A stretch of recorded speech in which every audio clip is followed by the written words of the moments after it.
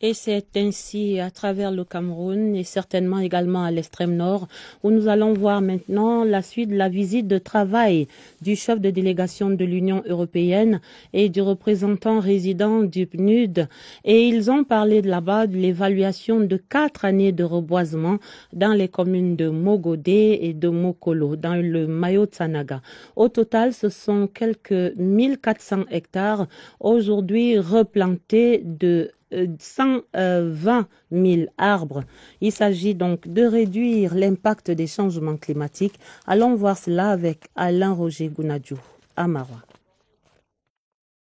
Dans la commune de Mogodé, les formations sanitaires et établissements scolaires situés en zone de savane sèche ont été reboisés. Les réserves forestières dégradées de transition écologique renforcées au bonheur des populations. Ces plantes, très importantes dans le domaine de la santé. Nous avons par exemple le Nîmes qui entre dans la formation de produits pharmaceutiques.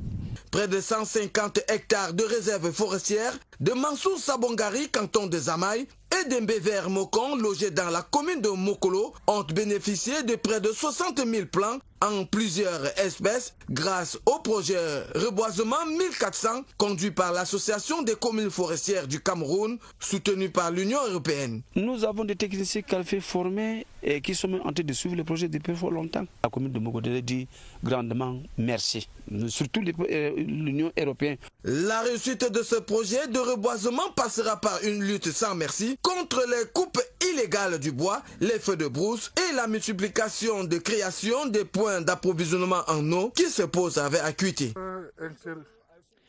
La douane camerounaise et les forces de défense et de sécurité vont se donner la main pour plus d'efficacité dans la lutte contre la contrebande et la contrefaçon.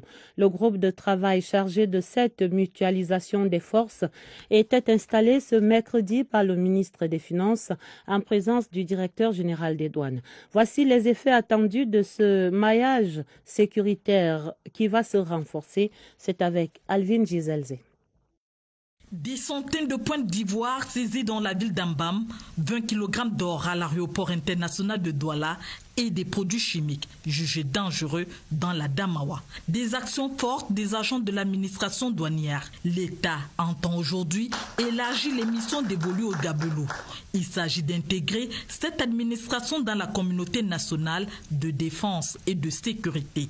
Le groupe de travail chargé d'élaborer les tests de mise à niveau a 45 jours.